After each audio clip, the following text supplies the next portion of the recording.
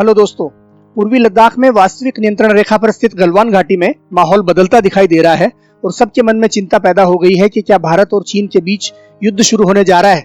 सोमवार की रात को वास्तविक नियंत्रण रेखा पर गलवान घाटी में शांति अचानक भंग हो गई जब चीन और भारत के सैनिकों के बीच हिंसक झड़प हुई। इसमें 3 भारतीय जवान शहीद हो गए, जिनमें एक अधिकारी था। भारतीय सैनिकों ने भी मुंहतोड़ जवाब दिया और ऐसा माना जा रहा है कि चीन के कम से कम 5 सैनिक मारे गए हैं और कम से कम 11 चीनी सैनिक घायल भी हुए हैं। हालांकि चीन इन मामलों में भारत की तरह से पारदर्शी नहीं है और अपने जवानों के मारे जाने की संख्या पर कोई बयान जारी नहीं करता। इस बीच रक्षा मंत्री राजनाथ सिंह ने प्रधानमंत्री नरेंद्र मोदी को लद्दाख में LAC पर इस हिंसक टकराव के बारे में जानकारी दी है। भारत चीन सीमा पर करीब 45 साल बाद पहली बार किसी सैनिक की जान गई है और ये आशंका जताई जा रही है कि अगर दोनों देशों ने संयम से काम नहीं लिया तो ये घटना युद्ध में परिवर्तित हो सकती है।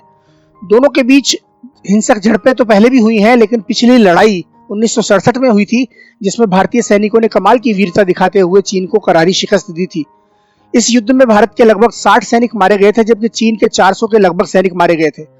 अगर आप विकिपीडिया में चीन के युद्धों का इतिहास देखेंगे तो पाएंगे कि चीन के तमाम युद्धों में से सिर्फ यही एक युद्ध है जिसमें चीन की यही हार लिखित रूप में दर्ज है।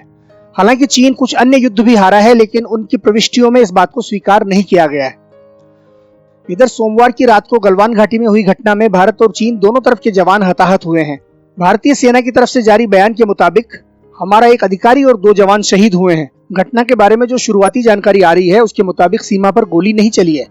रिपोर्टों के अनुसार चीनी सैनिकों ने लाठी डंडों और पत्थरों का इस्तेमाल किया।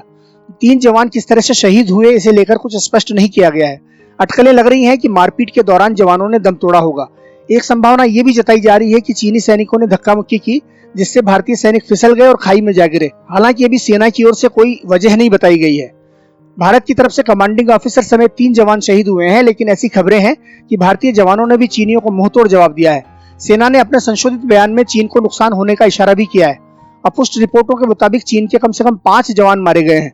बताया जा रहा है कि इस झड़प में 11 चीनी जवान घायल हुए हैं। उन्हें स्ट्रेचर पर चीनी सीमा में ले जाया गया। हालांकि अभी तक चीन की ओर से इस पर कोई बयान नहीं आया है। भारतीय सेना के बयान में बस इतना कहा गया है कि दोनों तरफ नुकसान हुआ है। उधर गलवान घाटी की घटना को चीन ने अलग ही रंग दे दिया है। चीनी अखबार ग्लोबल टाइम्स ने विदेश मंत्री के हवाले से कहा कि भारतीय सेना ने अवैध रूप से 2 बार सीमा को पार किया और चीनी सैनिकों पर भड़काऊ हमले किए, जिससे गंभीर झड़प हुई। अखबार ने यह भी लिखा कि चीन ने भारत से अपना विरोध दर्ज करा दिया है और ये भी चेताया है कि सीमा पर ऐसी कोई भी एकतरफा कार्रवाई न करे जिससे हालात और खराब हों। आखिर में फिर चीन ने बातचीत के जरिए मसला सुलझाने की बात की है। भारत ने चीन के आरोपों पर सख्त प्रतिक्रिया देते हुए उसे नकार दिया है। भारत ने कहा कि हमारे सैनिकों ने वास्तविक नियंत्रण रेखा को पार नहीं किया है। रक्षा मंत्री राजनाथ सिंह ने वास्तविक नियंत्रण रेखा के हालात को देखते हुए दिल्ली में chief of defence staff Vipin Rawat और तीनों सशस्त्र सेनाओं के प्रमुखों के साथ बड़ी बैठक की है। राजनाथ सिंह के आधिकारिक आवास 24 अकबर रोड पर हुई इस बैठक में सेना प्रमुख जनरल MM नरवणे, वायुसेना अध्यक्ष RKS भदौरिया और नौसेना प्रमुख करमबीर सिंह ने हिस्सा लिया। न्यूज एजेंसी ने बताया है कि विदेश मंत्री S जयशंकर भी इस बैठक में मौजूद थे और इसमें सीमा के ताजा घटनाक्रम के साथ साथ जवाबी कार्रवाई पर भी चर्चा हुई। इस बीच सेना प्रमुख जनरल MM नरवणे ने पठानकोट मिलिट्री स्टेशन का अपना दौरा रद्द कर दिया है। जहां तक भारत चीन सीमा की बात है, वहां पर इस झड़प की गंभीरता को देखते हुए फौरन दोनों देशों के बीच मेजर जनरल स्तर की बातचीत शुरू हो गई। उधर चीन से लगे पूर्वी लद्दाख के सीमावर्ती गांवों में रहने वाले करीब 2000 लोग इलाके में जारी भारी सैन्य मूवमेंट से चिंतित हैं।